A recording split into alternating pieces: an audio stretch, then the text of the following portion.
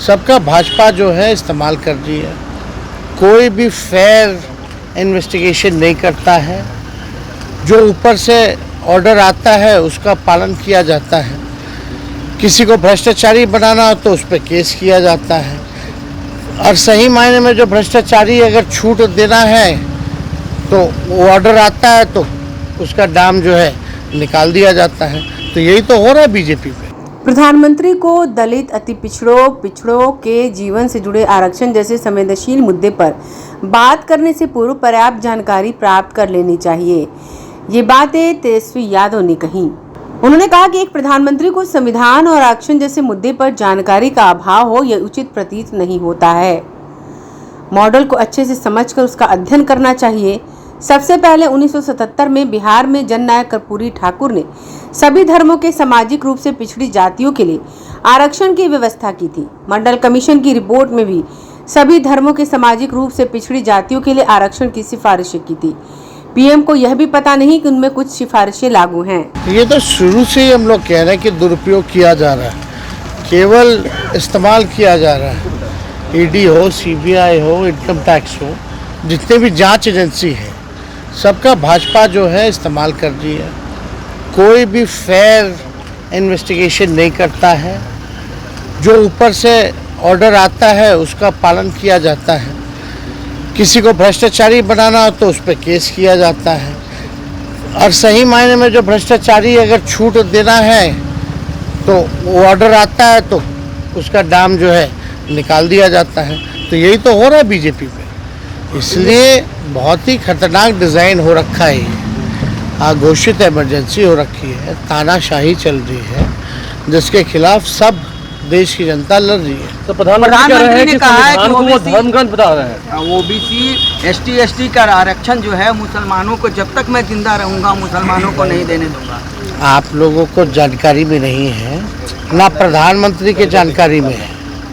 जब कर्पूरी ठाकुर जी जब पहली बार मुख्यमंत्री बने थे तो सामाजिक तौर पे जो भी, चाहे किसी धर्म के कोई भी जात हो, जो पिछड़ी लोग थे उन सबको कर्पूरी जी ने आरक्षण दिया। और कर्पूरी जी को ये भारत रत्न तो दे रहे हैं, लेकिन उनके विचार का विरोध कर रहे हैं। इसमें तो माननीय मुख्यमंत्री जी जनता दल यूनाइटेड के लोगों को बोलना चाहिए कि प्रधानमंत्री सही कह रहे हैं या गलत कह रहे हैं। चाहे जो धर्म के कोई भी सामाजिक तौर पे जो पिछड़ी जातियां थी उनको आरक्षण कर्पूरी ठाकुर जी ने सबसे पहले दिया।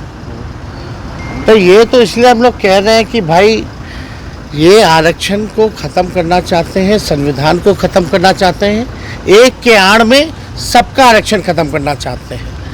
यही तो हम लोग समझाने की कोशिश कर रहे हैं। और मंडल कमीशन के सिफारिशों में भी लगभग 80 से 85 जो अलग अलग जातियां हैं अलग अलग धर्मों की, उन सबको जो है सिफारिश में है।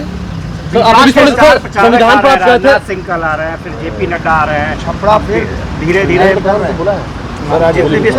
तो आना ही है ना, चुनाव में आना ही है सामने सर। चुनाव में तो सब लोग आते ही है ना, लेकिन आ रहे हैं तो घबराए हुए हैं लोग और जान रहे हैं बिहार से कुछ मिलना नहीं है। पिछले बार 40 में से 39 सांसद दिया, कुछ मिला तो नहीं। 14 में 31 सांसद दिया, कुछ मिला तो नहीं। अरे हम कह रहे हैं पटना में बैठ के, दिल्ली में बैठ के लोगों को अंदाज़ा नहीं है, मामला बीजेपी का गड़बड़ा गया है। और जो हम पहले दिन से कह रहे हैं बिहार जो है चौंकाने वाला रिजल्ट देगा, वो देना है। प्रधानमंत्री अयोध्या जा रही है, संविधान पर कह रहे हैं राष्ट्रपति आज अयोध्या राम मंदिर के दर्शन करने जा रही है। अच्छी बात है। तो संविधान पर आप जो कह रहे हैं, प्रधानमंत्री कह रहे हैं कि मैं उसे धर्म ग्रंथ मानता हूँ, ये लोग झूठ फैला रहे हैं संविधान को खत्म करने के बाद। कार्रवाई किस पे किया? जो लोग कह रहे खत्म करने के लिए, उनके लिए तो मुंह नहीं खुला। उनके लिए मुंह खुला क्या प्रधानमंत्री का? क्यों नहीं खुल रहा? हमें झूठा बोल रहे हैं। हम तो उन्हीं के लोगों का बयान देख करके बात कर रहे हैं। इंदौर और सूरत में जो तस्वीर आई है सामने, कहा जा रहा है कि बंगाल और बिहार में भी वैसे कोशिश कर रही है, क्या लगता है? तो इसके लिए क्या है, लोकतंत्र खत्म ही है ना। अगर इस तरह की साजिशें चल रही हैं जैसे चंडीगढ़ में हुआ, नागपुर में हुआ, आपका इंदौर, सूरत और इंदौर में हुआ, तो ये क्या मंशाता है। और हमको तो सूचना मिली कि भाई जो इंदौर में जो हुआ उसके 2-3 दिन पहले 307 का मुकदमा किया गया उसके ऊपर। तो डराना धमकाना यही तो, यानी लोकतंत्र खत्म, यही तो बात कर रहे हैं।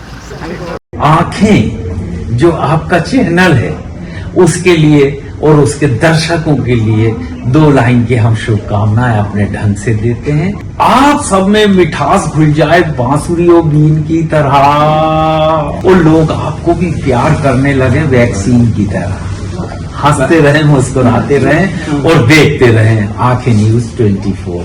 अगर आपने अभी तक हमारे चैनल को सब्सक्राइब नहीं किया है तो हमारे चैनल को जल्द से जल्द सब्सक्राइब करें, लाइक करें, शेयर करें।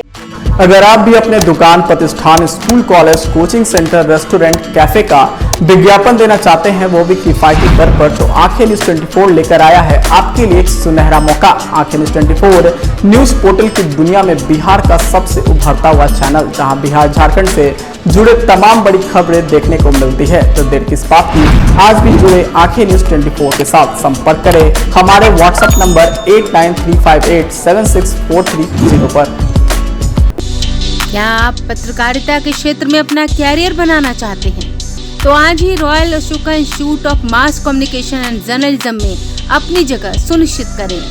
आर्यभट्ट ज्ञान विश्वविद्यालय पटना से मान्यता प्राप्त 100% प्लेसमेंट के साथ royal Ashoka Institute of Mass Communication and journalism नामांकन जारी है। हमारा पता है DS/16 गायत्री मंदिर के समीप, कंकड़ बाग, पटना 8,20,000। आप हमें संपर्क भी कर सकते हैं। हमारा मोबाइल नंबर है 9955456126।